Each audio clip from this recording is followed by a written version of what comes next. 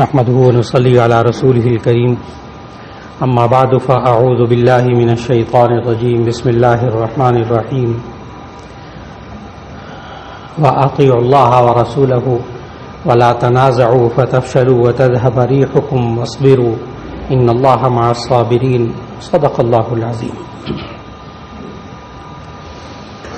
اللہ رب العزت نے ہمیں قرآن مجید کے اندر زندگی کے جو اصول سکھائے اور پھر ہمیں زندگی کے اندر عملی تربیت اللہ تعالیٰ نے جن باتوں کی سکھائی، ان باتوں میں ایک بات کہ بڑے کی بات مان کر چلنا، کہنا ماننا، یہ ایک ایسی خوبی ہے کہ جس انسان کے اندر کہنا مان کر بات چلنے کی اور کہنا مان کر اور بات مان کر چلنے کی عادت پڑ جاتی ہے، وہ انسان زندگی میں کامیاب انسان بن جاتا ہے. ہاں، یہ بات ضرور دیکھنی ہوگی کہ کہنے والا جو حکم دے رہا ہے، جو کہہ رہا ہے، وہ اللہ اور اس کے رسول صلی اللہ علیہ وسلم کے حکم کے مطابق ہے یا نہیں. اگر اللہ اور اس کے رسول صلی اللہ علیہ وسلم کے حکم کے خلاف ہو تو پھر بات ماننے کی اجازت نہیں دی. ہمارے معاشرے میں نوجوان نسل بھی کبھی کبھی پوچھتی ہے کہ ہمیں ماں باپ کا کہنا ماننے کی تلقین کی گئی ہے، لیکن ہم ماں باپ کا کہنا کہاں تک مانیں؟ یہ ایک سوال کیا جاتا ہے نوجوانوں کی طرف سے. تو اس کا جواب اللہ تعالیٰ نے خود قرآن مجید میں دیا، وَصَاحِبْهُمَا فِي الدُّنْيَا مَعْرُوفًا، کہ دنیا کے کاموں کے اندر دنیا کے بارے میں دستور کے مطابق جو ان کی باتیں ہیں ماں باپ کی وہ مانو، لیکن لا تطع، ان کی مت بات ماننا جو کہ اللہ اور اس کے رسول صلی اللہ علیہ وسلم کے حکم کے خلاف ہو. نبی صلی اللہ علیہ وسلم نے یہ بھی حد بتائی کہ کہاں تک کہنا ماننا چاہیے. حدیث سنانے لگا ہوں، نبی صلی اللہ علیہ وسلم نے فرمایا علی المؤمن السمع والطاعہ ما لم یؤمر بمعصیۃ، ایک مؤمن پر لازم ہے کہ وہ کہنا مان کر چلے ما لم یؤمر بمعصیۃ، جب تک کہ اس کو گناہ کا حکم نہ دیا جائے، یعنی اللہ اور اس کے رسول صلی اللہ علیہ وسلم کی نافرمانی. اگر اس کا حکم دیا جائے وہ بات نہیں ماننی، اس کے علاوہ بات مانتا چلا جائے. کہنا ماننا یہ چیز نبی صلی اللہ علیہ وسلم نے صحابہ کے اندر خوب پیدا کی، بہت پیدا کی، یہاں تک کہ اللہ تعالیٰ نے ہمیں عبادات بھی عطا فرمائی. تو ان میں آپ نماز کو اگر غور سے سمجھیں اور دیکھیں کہ ہم کرتے کیا ہیں نماز میں، تو اس کے بارے میں تو بعض مستشرقین نے بھی لکھ دیا. یورپی مفکرین، غیر مسلم مفکر جو اسلام کے بارے میں ریسرچ کرتے ہیں، کئی ایک نے لکھی یہ بات کہ مسلمانوں کو جو 5 وقت کی عبادت ادا کرنے کو کہا گیا ہے، جس طرح وہ 5 وقت کی عبادت میں ایک بندے کا کہنا مان کر چلتے ہیں، اگر یہ 5 وقت کی ٹریننگ مسلمان عام زندگی میں بھی اس تربیت کو لے آئیں تو یہ دنیا کی مضبوط ترین قوم بن جائے. یہ کئی ایک نے لکھا کہ مسلمانوں کو جو 5 وقت مسجد میں تربیت دی جاتی ہے، ایک بندے کا کہنا مان کر چلنا، اگر یہ تربیت یہ عام زندگی میں بھی لے آئے تو یہ دنیا کی مضبوط ترین قوم بن جائے. لیکن مشکل یہ ہے کہ مسجد سے نکلنے کے بعد وہ اللہ کی اس تربیت کو بالکل بھول جاتا ہے. مسجد کے بعد کی زندگی وہ اس نماز کی زندگی کے مطابق نہیں. عجیب بات ہے یہ کہ بڑا یہ ذہنی طور پر تیار ہو کر آتا ہے، وضو کر کے آتا ہے، بدن کپڑوں کو پاک کر کے صاف کر کے بڑا تیاری سے آتا ہے، اور پھر ایک امام ہوتا ہے، وہ کہتا ہے اللہ اکبر، تو یہ ہاتھ باندھ لیتا ہے. وہ امام اللہ اکبر کہتا ہے، یہ رکوع میں جھک جاتا ہے، یعنی ذلت کی حالت میں چلا جاتا ہے، صرف ایک بندے کی وجہ سے. ایک بندے نے کہا اللہ اکبر، کوئی نہیں، پیچھے مقتدیوں میں سے کوئی بھی نہیں کہتا. ہزارہ مقتدی جمعے میں ہوتے ہیں، کوئی ایک بھی نہیں کہتا آپ چلے جائیں، جھک جائیں، میں نہیں جاتا، میں کھڑا ہوں، کوئی نہیں کہتا. وہ اللہ اکبر کہتا ہے، سارے سجدے میں چلے جاتے ہیں، پیشانی کو زمین پر ٹیک دینا، اس سے زیادہ اور کیا پستی ہوگی. یہ اتنی پستی میں چلا جاتا ہے ایک بندے کے کہنے کے مطابق. کوئی نہیں کہتا میں نہیں جاتا سجدے میں، اچھا میں کھڑا ہوں آپ جائیں، سارے جاتے. اللہ تعالیٰ 5 وقت تربیت دیتا ہے. یہ جو شروع میں آیت تلاوت کی نا 10ویں پارے میں سورہ انفال کی آیت نمبر 46 آیت نمبر 46 یہ شروع میں نے تلاوت کی. اللہ تعالیٰ نے اس آیت میں یہی بات سمجھائی اور بھی قرآن مجید میں سمجھائی. اس آیت میں خاص طور پر یہ سمجھایا کہ اگر تم بات مان کر چلو گے تو کیا ہوگا, نہیں مانو گے تو کیا ہوگا. دونوں باتیں بتائیں اس ایک آیت میں. اطیعوا اللہ و رسولہ, تم اللہ اور اس کے رسول کی بات مان کر چلو, اطاعت کرو. ولا تنازعوا, تم آپس میں جھگڑو مت, آپس میں جھگڑو مت, کہنا مان کے چلو. ولا تنازعوا, تم جھگڑو مت, کیوں؟ فتفشلوا, تم شل ہو جاؤ گے, مفلوج ہو جاؤ گے, اپنی ہمت ہار بیٹھو گے. مختلف مفسرین نے اس کے مختلف ترجمے کیے ہیں, سارے ترجمے ٹھیک ہیں. فتفشلوا, تم شل ہو جاؤ گے, مفلوج ہو جاؤ گے, تم ہمت ہار بیٹھو گے, تم کمزور ہو جاؤ گے. وتذهب ريحكم, اور تمہاری ہوا, لفظی ترجمہ, تمہاری ہوا اکھڑ جائے گی, یعنی تم ثابت قدم نہیں رہو گے, تمہارے پاؤں زمین پر نہیں جمیں گے, تم بالکل ایک بیکار قوم بن جاؤ گے, نہ کہنا ماننے والی قوم, نہیں ماننا. یہ مزاج ہے بسا اوقات شاگردوں کے اندر بھی, بسا اوقات یہ بات, یہ کیفیت لانی پڑتی ہے بات منوانے والی, اور وہ استاد بڑا کامیاب ہوتا ہے جو بات منوانے کی پوزیشن میں آ جائے کہ بھی میرا کہنا مانو. اب وہ نہیں ماننا جو اللہ اور اس کے رسول صلی اللہ علیہ وسلم کے حکم کے خلاف ہے. اگر شوہر بیوی کا کہنا ماننے والا ہو جائے اور بیوی شوہر کا کہنا ماننے والی ہو جائے, گھر کے اندر فضا بن جائے کہ سب کہنا مان کے بڑوں کا چلتے ہیں, کتنا سکون ہو اس گھر کے اندر. ٹھیک ہے, اختلاف رائے ہوتا ہے, اپنی مرضی ہوتی ہے, وہ طریقے سلیقے سے بیان کی جا سکتی ہے, لیکن جھگڑا تو نہ ہو, فساد تو نہ ہو. اور آج دنیا کے اندر مختلف قومیں, مضبوط ترین قومیں بنی ہیں صرف اس وجہ سے کہ وہ اپنے بڑوں کی بات مان کر چلتی ہیں. ایک قانون بنا دیا جاتا ہے, سارے اس پر عمل کرتے ہیں. کوئی نہیں عمل کرتا تو قانون کے ذریعے وہ عمل بھی کرواتے. جب مزاج بن جاتا ہے بس پھر وہ قومیں خوب ترقی کرتی. اختلاف رائے وہاں بھی ہوتا ہے, لیکن وہ اختلاف رائے اپنی جگہ احترام کے ساتھ, جھگڑے کی صورت میں نہیں, تنازعات کی صورت میں نہیں. کبھی کبھی صحابہ کرام رضوان اللہ علیہ مجمعین میں ایسا بھی ہوتا تھا کہ نبی صلی اللہ علیہ وسلم کوئی حکم فرماتے, صحابی کے ذہن میں کوئی اچھی اور بات آ جاتی, نافرمانی مقصود نہیں, کوئی اور اچھی بات آ جاتی, صحابی اس پر عمل کر لیتے. نبی صلی اللہ علیہ وسلم کو وہ بھی پسند نہیں تھا. پھر میں الفاظ دہراؤں, ایک صحابی کو نبی صلی اللہ علیہ وسلم کچھ کہہ دیتے, صحابی کے ذہن میں کوئی اچھی بات اور کوئی متبادل اچھی بات ہوتی, صحابی اس پر عمل کر لیتے. نبی صلی اللہ علیہ وسلم کو یہ بھی پسند نہیں تھا, صرف اس وجہ کہنا کیوں نہیں مانا, کہنا مان کر کیوں نہیں چلے. یعنی صحابہ کے اندر انہوں نے ایک مزاج پیدا کر دیا تھا کہنا ماننے کا. اللہ اور اس کے رسول صلی اللہ علیہ وسلم کی اطاعت, اللہ نے کہہ دیا مان رہے, رسول صلی اللہ علیہ وسلم نے کہہ دیا مان رہے. انہوں نے کہا کہ نماز پڑھو, یہ نماز پڑھتا ہے, اور نماز بھی ایسے پڑھتا ہے کہ ایک بندے کا کہنا مان کے سب کچھ کرتا ہے, یعنی امام کا کہنا مان کے ایک بندہ ہے. یہی نظام پوری زندگی کے اندر اللہ نے سکھایا.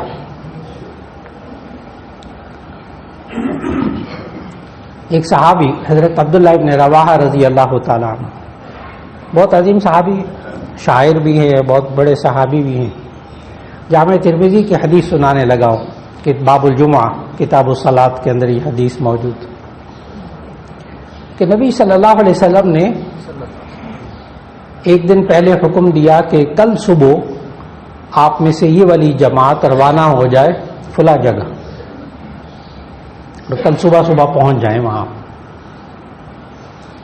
صحابہ کی جماعت روانہ ہو گئی. اللہ کا کرنا ایسا ہوا کہ وہ جمعے کا دن تھا, جمعے کا دن تھا.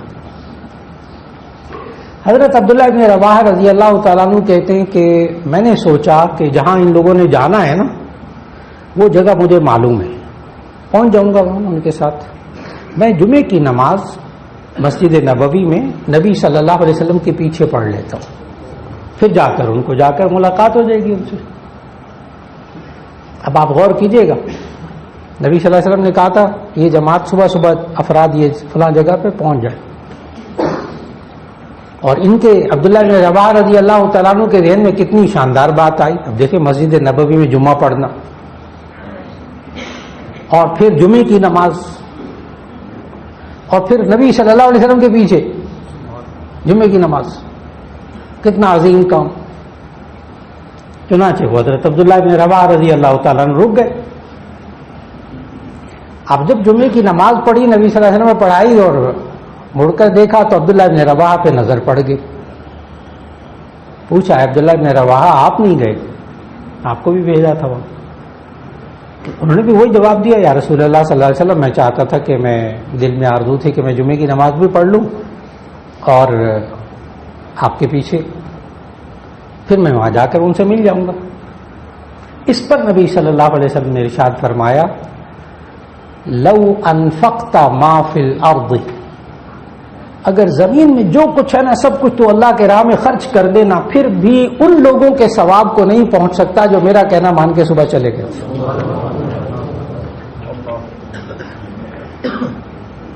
ربی صلی اللہ علیہ وسلم کو پتا تھا کہ جمعے کا دن ہے، جمعے کی نماز ہے، لیکن وہ کوئی کام بہت اہم ہوگا نا جہاں بھیجنا تھا. اب اگر تم زمین میں جو کچھ ہے وہ خرچ کر ڈالو اللہ کی راہ میں تو تم اس جگہ تک نہیں پہنچ سکتے جو کہ میرا کہنا مان کے لوگ پہنچ گئے. اس طرح صحابہ کرام رضوان اللہ علیہ مجمعین کا ذہن بنایا، اور یہ ذہن آج نئی نسل کے اندر پیدا کرنے کی بہت ضرورت ہے. نبی صلی اللہ علیہ وسلم کے تو اللہ تعالیٰ نے بعض حضرات کہتے بھی ہے کہ جی ہمیں اطاعت کا حکم ہے یا اتباع کا حکم ہے، دونوں چیزوں میں فرق کرتے ہیں بعض لوگ کہ جی اتباع کا حکم ہے یا اطاعت کا حکم ہے. دونوں میں فرق بتا دوں آپ کو. اطاعت کہتے ہیں کہنا ماننا، اطاعت کہتے ہیں کہنا ماننا، بات مان کر چلنا، جیسا کہا گیا ویسا کریں. اور اتباع کہتے ہیں نقش قدم کے مطابق چلنا، جیسا کر رہے ہیں ویسا کرنا. ٹھیک ہے قرآن مجید میں اطیعوا اللہ و اطیعوا الرسول کا حکم ہے، بالکل درست کہ اللہ اور اس کے رسول کی بات مان کر چلو، لیکن قرآن حکیم میں اتباع کا بھی حکم ہے. قل ان کنتم تحبون اللہ فاتبعونی یحببکم اللہ. قل ان کنتم تحبون اللہ، آپ کہہ دیجئے نبی صلی اللہ علیہ وسلم، آپ کہہ دیجئے ان کو ان کنتم تحبون اللہ، اگر تم اللہ سے محبت کرتے ہو فاتبعونی تو میری پیروی کرو، میری اتباع کرو، جیسی میں زندگی گزارتا ہوں ویسے کرو، ویسی زندگی گزارو. یحببکم اللہ، اللہ تم سے محبت کرے گا. بالکل اسی طرح آپ خود زندگی میں دیکھتے ہیں، بہت دفعہ دیکھتے ہیں، آپ کے ادارے میں آپ کسی جگہ کام کرتے ہیں، فیکٹری میں ہیں، دفتر میں ہیں، وہاں آپ کے ماتحت لوگ کام کرتے ہیں. بہت آسان سی بات ہے، جو آپ کے ماتحت آپ کی بات مان کر چلتا ہے آپ اس کو پسند کرتے ہیں. بہت سیدھی سی بات ہے، آپ اس کو اچھا سمجھتے ہیں. بالکل اسی طرح اولاد کے اندر اور نئی نسل کے اندر، جہاں کسی درسگاہ کے اندر ایک استاد ایسا ہو جو پڑھاتا ہو اور اس کے شاگرد اس کی بات مان کر چلتے ہو، کہنا مانتے ہو، اس پوری کلاس میں سکون ہوتا ہے، پوری کلاس میں سکون ہوتا ہے. اب کہا لکھو تو لکھے، اب کہا صرف سنو تو سنے، اب کہا جائے یہ کرو وہ کرے. بالکل اسی طرح ہمارے گھروں کے ماحول کے اندر اگر بات ماننے کی فضا بنا لی جائے، اور اس پر محنت کرنی پڑے گی، محنت کرنی پڑتی ہے، گھروں کے اندر بات ماننے کی فضا بنا لی جائے. اور ہمارے یہاں کمزوری کیا ہوتی ہے؟ ہمارے یہاں کمزوری یہ ہوتی ہے کہ شوہر اور بیوی کی سوچ کیا ہوتی ہے. ہمارے معاشرے کے اندر سمجھایا بھی جاتا ہے دیکھو بیوی کی زیادہ بات مان کر مت چلو، سر پہ چڑھ جائے گی. اور اگر شوہر بیوی کی بات ماننے لگے تو سارے لوگ تانا دیتے ہیں، دیکھو زن مرید ہو گیا، بیوی کے نیچے لگ گیا. اللہ کے بندے، اس کی زندگی خراب کر دی آپ نے، اس کی زندگی خراب کر دی. اگر شوہر کو پتا ہو کہ میں کوئی درست بات کہوں تو بیوی ضرور مانیں گی، اور بیوی کو پتا ہوگا میں جائز بات کہوں گی تو شوہر ضرور مانے گا. کتنی گھریلو زندگی وہ پرسکون ہوتی ہے. اور بالکل اسی طرح اگر ہم نئی نسل کو، اپنی اولاد کو، اپنے بچے اور بچیوں کو ادھر کمانڈ دیں اور ادھر وہ بات کو سمجھ جائے، اس کو فالو کرے، اس کے مطابق عمل کریں، وہ گھر کی زندگی کتنی سکون ہوگی، کتنی سکون والی زندگی ہوگی. اور جہاں آپس میں لڑائی جھگڑے ہوں، جو اللہ نے اس آیت میں بتایا، ولا تنازعوا، تم آپس میں جھگڑو مت کہ فتفشلوا، تم خود مفلوج ہو جاؤ گے. گھروں کے اندر ہر وقت لڑائی جھگڑے، ایک دوسرے کی بات نہیں ماننی، ایک دوسرے کو سمجھنا نہیں، اس کے نتیجے میں انسان کو سکون نام کو نصیب نہیں ہوتا وہاں اس گھر کے اندر، اس معاشرے کے اندر. آج وقت کی بہت بڑی ضرورت ہے کہ ہم زندگی کے اندر یہ سمجھیں کہ کون کس کے حکم کو ترجیح دے. چنانچہ سب سے بڑا حکم کہ اللہ کا حکم، اللہ کا حکم، اور پھر اس کے بعد رسول اللہ صلی اللہ علیہ وسلم کا حکم. یہ انسان جس طرح نماز کے اندر ایک بندے کی بات مان کر چلتا ہے، یعنی حقیقت میں وہ اللہ کی بات مان کر چلتا ہے. اگر یہ کہا جائے یا ایھا الذین آمنوا کتب علیکم الصیام، اے لوگوں تم پر روزے فرض ہو گئے، تو ایسی صورت کے اندر اب گھروں کے اندر ماحول ہو روزوں کا. بات ماننا ہے، کہنا ماننا، منوائیے تھوڑا سا. گھروں کے اندر آج اللہ کا حکم ماں باپ توڑ رہے ہوں، یعنی ماں باپ اللہ کا کہنا نہ مان رہے ہوں، سیدھی سی بات ہے. نئی نسل اللہ کا حکم نہیں مانے گی، گھروں میں رہنے والے بچے اللہ کا حکم نہیں مانیں گے. ماں باپ اللہ کا حکم مان کر نماز نہ پڑھ رہے ہوں، بھول جائے کہ اولاد نماز پڑھے گی. بالکل یہی کیفیت رمضان کے اندر دیکھنے کو ملتی ہے کہ بعض گھروں کے اندر بالکل اسی طرح صبح ناشتہ لگتا ہے، اسی طرح دوپہر کا کھانا لگتا ہے، اسی طرح رات کا کھانا لگتا ہے رمضان کے اندر. نتیجہ یہ ہوتا ہے اس گھر کے افراد کے ذہنوں میں، بچوں کے، نئی نسل کے ذہنوں میں یہ بھی نہیں ہوتا کہ روزہ بھی کوئی چیز ہے. یعنی اللہ کا حکم سرعام توڑتے ہیں گھروں کے اندر. ٹھیک ہے، کوئی بیمار ہے، کوئی عذر سے، کوئی فلاں ہے، اس کو بھی دھیان سے، اس کو پوری توجہ کے ساتھ. میں نے پھر عرض کیا کہ اگر ہم اپنی نئی نسل کے اندر اللہ کا حکم خود ماننے کے لیے تیار نہیں ہوں گے، ہماری نئی نسل کے ذہنوں میں بھی اللہ کا حکم نہیں رہے گا، مانے گا نہیں، رہے گا ہی نہیں. آج نئی نسل پوچھ رہی ہے کیا روزہ فرض ہوتا ہے، کیا روزہ رکھنا ضروری ہوتا ہے، کیا نماز پڑھنا بہت ضروری ہوتا ہے. یعنی ان کو فرائض کا علم نہیں ہماری نئی نسل کو کہ روزہ رکھنا کتنا ضروری ہے، نماز پڑھنا کتنا ضروری ہے، زکوٰۃ دینا کتنا ضروری ہے، ماں باپ کا کہنا ماننا کتنا ضروری ہے، یا بڑوں کا کہنا ماننا کتنا ضروری ہے. آج وقت کی ضرورت بہت بڑی ہے کہ نبی صلی اللہ علیہ وسلم نے اپنی عملی زندگی سے جو چیز سکھائی اس معاشرے کے اندر، وہ یہ ہے کہ بڑے کا کہنا ماننا، اور یہی کہنا ماننے کی صلاحیت پھر اس کے اندر آتی وہ اللہ اور اس کے رسول صلی اللہ علیہ وسلم کا بھی کہنا مانتے ہیں. صحابہ کرام رضوان اللہ علیہم اجمعین نبی صلی اللہ علیہ وسلم کا کہنا جب کہہ دیا تو پھر اس کے بعد اور کوئی چیز ان کے ذہن میں نہیں ہوتی تھی. کیا فائدہ ہے، کیا نقصان ہے، کیا چیز ہے، ایک سوچ بن جاتی ہے. یہی بات انسان اللہ کے احکام کے بارے میں ذہن نشین کرے. اور یہ درست ہے کہ نبی صلی اللہ علیہ وسلم منوانے کے لیے نہیں آئے تھے، بات پر پیغام پہنچانے کے لیے آئے تھے. درست بات. بس اوقات یہ کہا جاتا ہے کہ آپ منوانے کی پوزیشن میں کیوں آتے ہیں، آپ بس بات کہہ دیں. بس نبی صلی اللہ علیہ وسلم کا بھی کام یہی تھا کہ بات کو پہنچا دیں. قرآن مجید میں بھی اللہ تعالیٰ نے ہمیں یہی سکھایا.